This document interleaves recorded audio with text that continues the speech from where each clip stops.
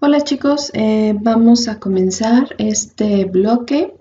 Bueno, ya estuvimos trabajando sobre algunos de los temas, sobre todo las preguntas diagnósticas del bloque, pero ya vamos a iniciarlo formalmente.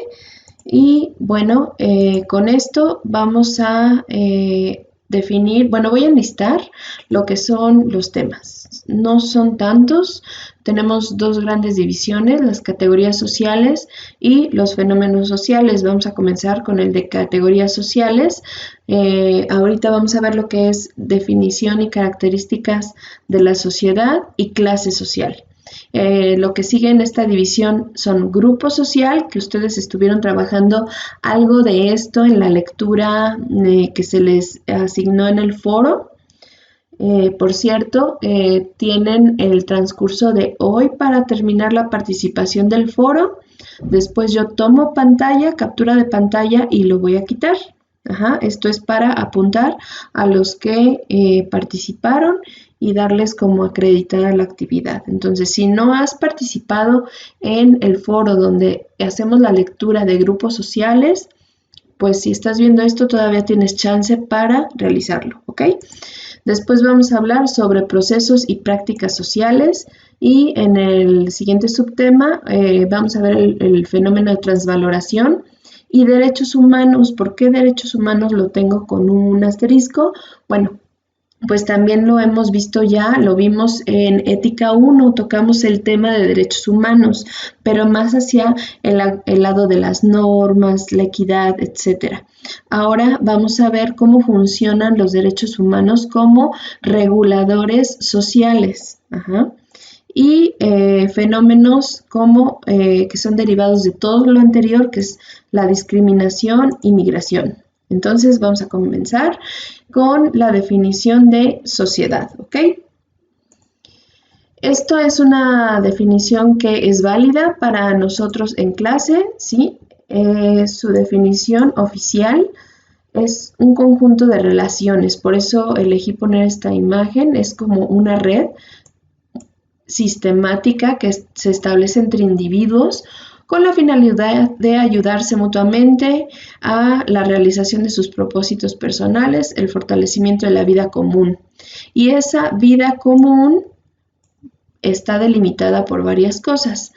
Está delimitada por una zona geográfica y física, por un sistema cultural, por un sistema de creencias o por una sensación de pertenencia, que esto tiene que ver con el tema que vimos de grupos sociales, ¿ok? La clasificación, voy borrando las anotaciones de la pantalla, la clasificación de las sociedades, ¿ok? Tenemos sociedades que se denominan simples, que estas las podemos identificar porque no están en gran escala y esa red, ese tejido que componen está basado principalmente en la división del trabajo enfocado hacia una actividad. Por ejemplo, en Querétaro tenemos comunidades ganaderas, comunidades de agricultura, también tenemos comunidades artísticas. Eso también entra como una sociedad simple porque trabajan unos con otros, pero enfocados en una sola actividad. Y por otro lado, las sociedades complejas nos mencionan que no son populosas. ¿A qué nos referimos con populosas? Que no están marcadas ciertas divisiones aparentemente. Y las actividades productivas no están encaminadas hacia una sola cosa, sino que son muy diversas. En una sociedad compleja podemos encontrar gente líder, gente emprendedora, pero también podemos encontrar personas asalariadas o personas incluso de comercio informal, etc. También precisamente esa gran cantidad de diferencias también representa ciertas dificultades, sobre todo a contrario de las simples, por ese número de personas. Entonces, podemos visualizar que, por ejemplo, Querétaro ciudad está compuesto por una sociedad compleja, porque tenemos personas que hacen diferentes actividades o van encaminados hacia distintas finalidades. Con esta definición vamos a ampliarla un poquito. Esto te toca hacerlo a ti. ¿Qué es lo que hay que hacer? Busca tres definiciones del concepto de sociedad. Por favor, que sean fuentes fidedignas, más allá de la Wikipedia. Hay muchas otras opciones, para eso sirve el Google académico también. ¿Por qué? Porque hay que citar la fuente. Con esas tres definiciones, tú vas a crear una de manera independiente con tus propias palabras. Y aquí estoy mencionando que te puedes apoyar de la siguiente tabla que te voy a mostrar. Es un ejemplo. Vas a poner la definición del primero, segundo y tercer sitio junto con su cita de fuentes, y en la última columna la definición que tú construiste con todas las otras. No estoy diciendo que copies, estoy diciendo que hagas una paráfrasis, ¿ok? Bueno, esa es la primera actividad de este tema. Continuamos. Las relaciones sociales. Lo definimos como esa acción dentro de los que componen esa red social, esa interacción. Y dentro de ella se llevan ciertos procesos. Te recomiendo que apuntes lo que voy a decir porque no está en la diapositiva, solo lo estoy mencionando para que tú hagas los apuntes pertinentes, ¿ok? Una interacción social básica es el respeto a la autoridad. Hablábamos que desde que el ser humano necesita trabajar en grupo, pues hay que seguir cierto orden, ciertas reglas, y hay alguien que va a dirigir y alguien que va a ejecutar ciertas acciones, hablando desde pequeños clanes hasta en tu familia o hasta un gran país. Entonces necesitamos estar de acuerdo, respetar las reglas, y si no estamos de acuerdo, expresarlo y adaptarlo, hacer que cambie.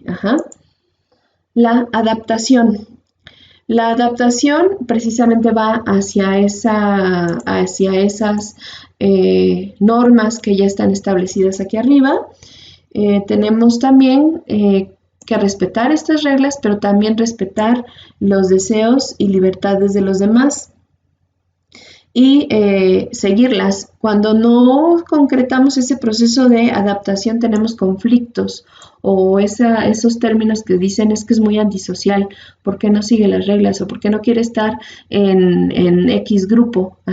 Es porque está teniendo problemas con este proceso de adaptación social. La participación, ¿ok? Si una sociedad está integrada, toma en cuenta a la mayoría de sus miembros o a quienes pueden todavía tener ciertos, pues voz.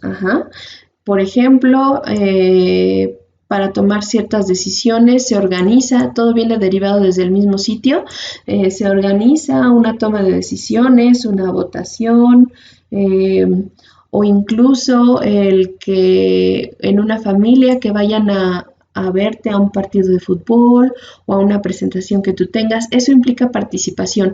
También que se importen de una u otra manera los individuos unos con otros de esta sociedad. ¿Okay? Seguimos con el siguiente punto, que es la pertenencia. Como ves, va una cosa de la mano. La participación genera sentido de pertenencia o identidad. Características que los miembros de esta sociedad van compartiendo y al sentirse identificados con esta sociedad, respetan la autoridad, se adaptan a esas normas de esta autoridad, participan con los demás miembros. ¿Ves cómo todo va ligado uno con otro? Y por último, la solución de conflictos. todo este proceso, si algo aquí se rompe, los miembros de esta sociedad están dispuestos a, pues, a entrar en un diálogo o tienen cierto interés en ese conflicto. Si algunas de estas interacciones se rompe, el intentar solucionarla, el intentar resolverlas de una forma aceptable. Entonces también estamos hablando que importa lo que yo pienso, pero también me importa lo que piense el otro, aunque no estemos de acuerdo, pero tenemos que llegar a un punto medio. Y eso, chicos, es muy difícil y complicado en cualquier sociedad, chica, mediana o grande. ¿Ok? Vamos a avanzar. El subtema de clase social va a ir muy ligado a parte de lo que ustedes hicieron en cuanto a grupo social, solamente que aquí vamos a ver ciertas características. ¿Ok? Antecedentes del concepto de clase social. ¿Ok? Siempre han existido, es una característica de la organización humana que deben existir roles. No solamente los roles ligados por edades, por sexo, sino también actividades. En la antigüedad se supone que funcionaban precisamente para agremiar. Agremiar quiere decir organizar a individuos que comparten habilidades o características con funciones específicas. Existía el gremio de los cazadores, el gremio de los recolectores, el gremio de los cocineros, etcétera, y todos esos eran como engranajes de una máquina. De hecho, aquí se menciona. Con el tiempo, las clases sociales, en lugar de ayudar a organizar la maquinaria social, dieron paso al abuso y segregación. Segregación es separar o dividir, entre los individuos que las componen. Y aquí en esta diapositiva te estoy mostrando una imagen muy clásica de cómo estaban compuestas las clases sociales en la América colonial, ya después de ser conquistados. Obviamente existían muchísimas castas, pero todos estaban clasificados en esto. Primero los españoles de España, que se denominaban españoles peninsulares, siempre iban a tener más derechos que los criollos. ¿Quiénes eran los criollos? Los españoles nacidos en Nueva España, o en este caso México. Los mestizos estaban abajo porque eran la cruza entre indígenas, generalmente indígenas o negros, con españoles. Estaban los indígenas y por abajo todavía de los indígenas que eran dueños de las tierras que los españoles conquistaron, estaban los esclavos. Los esclavos que eran traídos en contra de su voluntad a trabajar en Nueva España. Y dentro de estos esclavos todavía había más castas. Por ahí pueden ustedes buscar así en Google, sistema de castas de la Nueva España, que hablaba de mezclas, cómo se denominaban las mezclas, por ejemplo, de un negro con un indígena o de un negro con un mestizo, les daban ciertos nombres y cada vez era como que estabas hasta abajo de esas clases sociales. Entonces aquí se ve perfectamente que la función que cumplían las clases sociales en un principio se fue rompiendo por concepciones ideológicas y concepciones, pues de alguna manera racistas, si queremos llamarlo de una forma más simple. ¿Qué otras cosas anteceden este concepto de clase social? Bueno, en la Edad Media, del otro lado del charco, las clases sociales se decía que eran necesarias por orden divino. En este caso el señor feudal o el rey tenía vasallos o tenía casi esclavos porque un orden superior se lo dictaba. Y la manera de tener eso controlada, como menciono aquí, era tener esas masas de vasallos analfabetas que no supieran el porqué de las cosas. Y las explicaciones de esos por qué generalmente eran dadas de manera religiosa. Aquí pongo la palabra cómplices entre comillas porque muchos señores feudales ni siquiera hacían como un plan con con el clero, sino que también eran amenazados de que si no ayudaban a mantener a los vasallos tranquilos o asustados o creyentes de su señor, pues también iba a haber problemas contra ellos. Por eso también menciono esto de cómplices como entre comillas. Ajá. Esto siguió durante muchos años. Me voy a dar un salto muy largo hacia el materialismo histórico, en las revoluciones sociales. Este tema ya lo vimos, el materialismo histórico, creado por Carlos Marx. Él propuso en sus ideales abolir toda clase social. Ajá. Que ese era el principal problema de todas las sociedades. Entonces, al eliminar las clases sociales, todos teníamos, aquí dice, el mismo nivel de importancia basándose en la igualdad económica. Esos son los conceptos con los que juega el socialismo y el comunismo. Y como lo mencioné en aquella clase, pues suena bien y suena equitativo en papel, pero el problema es cómo le voy a dar la misma importancia a un obrero que a un médico. O, ¿se acuerdan del trabajo de las encuestas que ustedes hicieron? Sus familiares hicieron una lista de los que les parecían los oficios más importantes por X razones. Entonces, ahí también generaba un conflicto, que eso derivó en la caída de muchos regímenes comunistas, no todos, porque se han ido transformando. Entonces aquí estamos viendo, como siempre les digo, dos perspectivas completamente opuestas. El punto es el equilibrio. Ajá. Las clases sociales tienen una función. Ajá. Primer concepto, son producto de la estratificación social. ¿Qué es estratificación? Organizar de arriba hacia abajo, ajá, o de manera, como dice aquí, jerarquizar a las personas por sus diferencias sociales y económicas también, ajá, a base de ciertos criterios. Suena un poco rudo, pero chicos, hablamos de que las clases sociales son necesarias y ahorita lo vamos a ver. Los integrantes de un grupo social o una sociedad desempeñan roles distintos, como era en un principio. No todos podemos ser cazadores, recolectores y además cocinar. Ajá. Unos deben de ser buenos para algo y otros para otra cosa. Esa es la necesidad y función básica de las clases sociales. Cada rol o función que desempeña tiene una importancia mayor o menor. Sí, ajá, necesitamos a las personas que cazan, pero también necesitamos a las personas que cocinan, pero los que cazan usan más energía que las que cocinan. Entonces los que cocinan, aunque ellos cocinan, ellos van a comer menos porque los que cazan usan más energía. Estoy hablando con ejemplos muy simples para que entendamos a qué se le considera mayor o menor importancia. Ajá.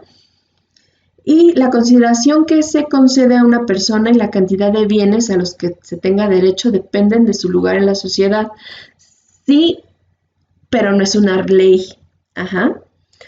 Entre más poder tienes, chicos, más responsabilidades tienes. Entre más bienes, más tienes que trabajar para mantenerlos. Entonces, esto va de la mano. Vamos a ver, voy a borrar mis anotaciones para continuar. Las realidades sobre el tema de clases sociales, ¿sí?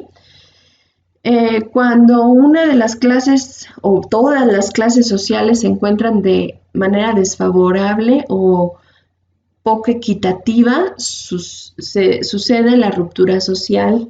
Quiere decir que esas clases sociales empiezan a dejar de hacer las actividades que requieren y empiezan a atacarse unas a otras y entonces deja de avanzar la maquinaria. Ajá. Un sistema social demasiado apoyado en la diferenciación de las clases sociales tenderá inevitablemente el valor de los seres humanos. Oiga, maestra, pero me está diciendo que también clasificamos a la gente por las actividades de mayor y menor importancia, y aquí también me habla de que si hacemos mucha diferencia también hay problemas. Sí, depende en qué parte estás haciendo la diferencia. Ajá. Los obreros son muy importantes. Los albañiles son muy importantes porque yo, con licenciatura y maestría, yo no sé levantar una pared. Ajá. Yo no puedo construirme una casa. Sin embargo, puedo hacer otras cosas.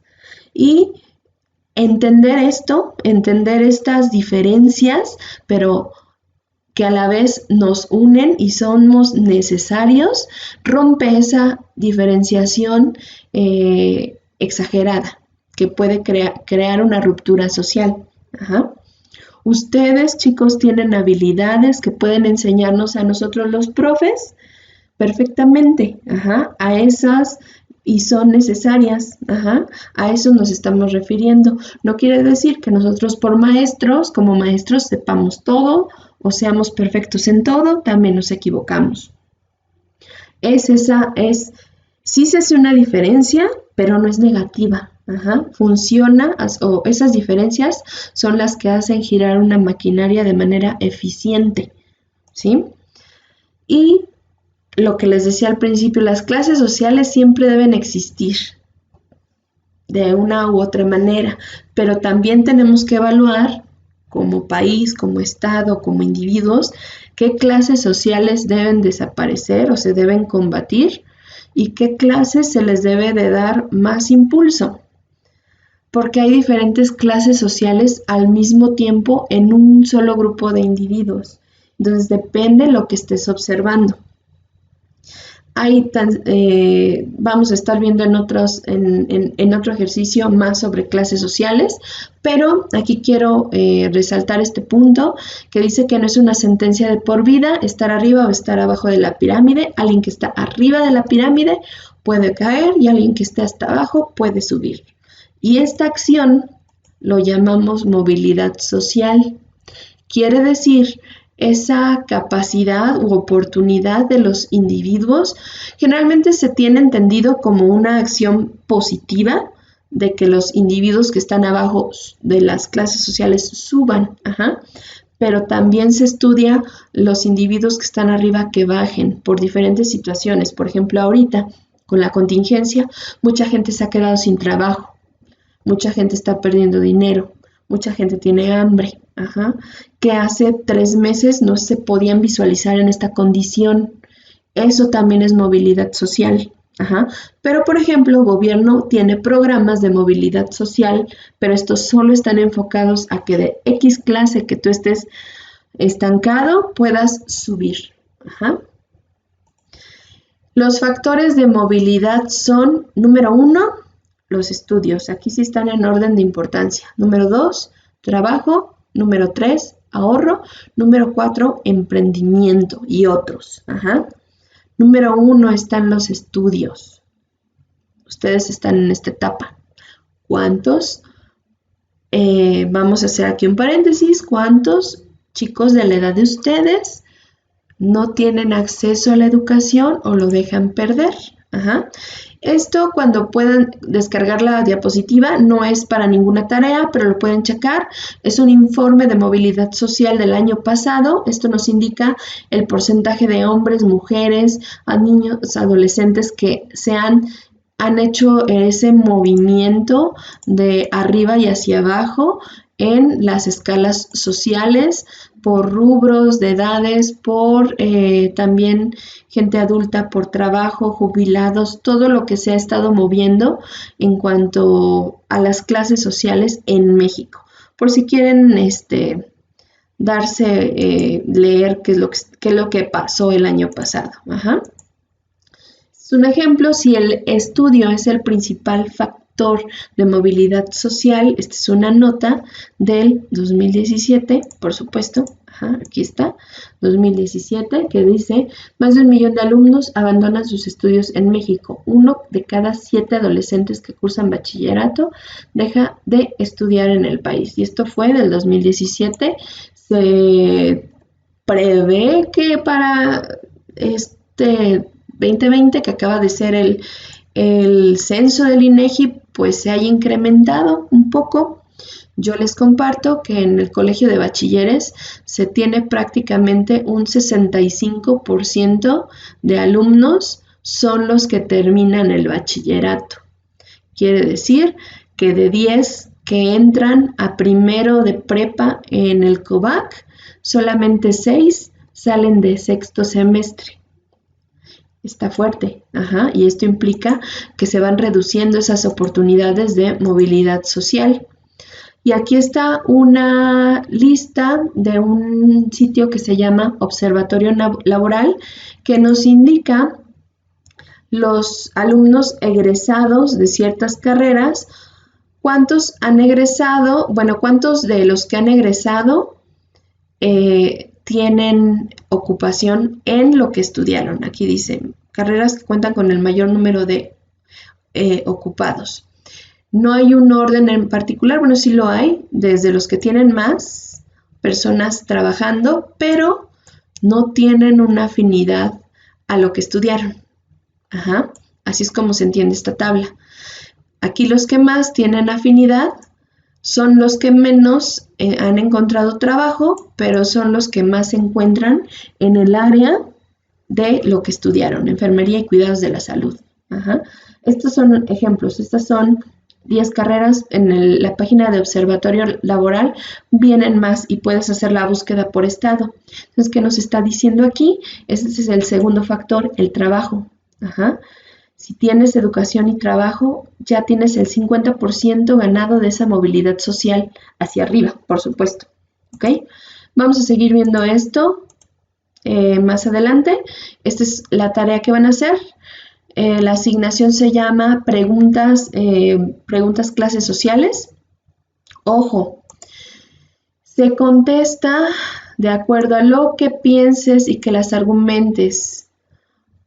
Argumentar me refiero a que por lo menos tienes 3 renglones escritos, no 1, no 5 palabras, ¿ok?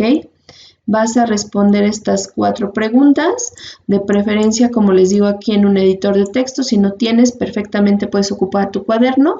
Ya sabes las condiciones. Algunos del último trabajo que pedí subir, les he regresado su trabajo porque no lo alcanzo a leer, porque la foto está mal o porque la letra no se entiende. Por eso les estoy poniendo que de preferencia usen el editor de texto, pero no es a fuerza. Si lo vas a hacer en cuaderno, ya lo dije, hay que hacerlo bien escrito. Tómate tu tiempo, son 4 preguntas nada más, ¿ok? Número 1, revisen bien las fechas de entrega. Estén pendientes, por favor. Les vuelvo a recordar que para el momento que están viendo este video, al final del día voy a cerrar el posteo que hice a manera de foro de discusión y voy a tomar las participaciones y se quita el foro, ¿ok? Por favor, pásenle este dato a sus compañeros para que se metan y terminen. A la fecha que yo estoy grabando este video, solamente 4 personas han participado, ¿ok? Pues cuídense mucho, estamos en contacto y nos vemos en ética. Bye.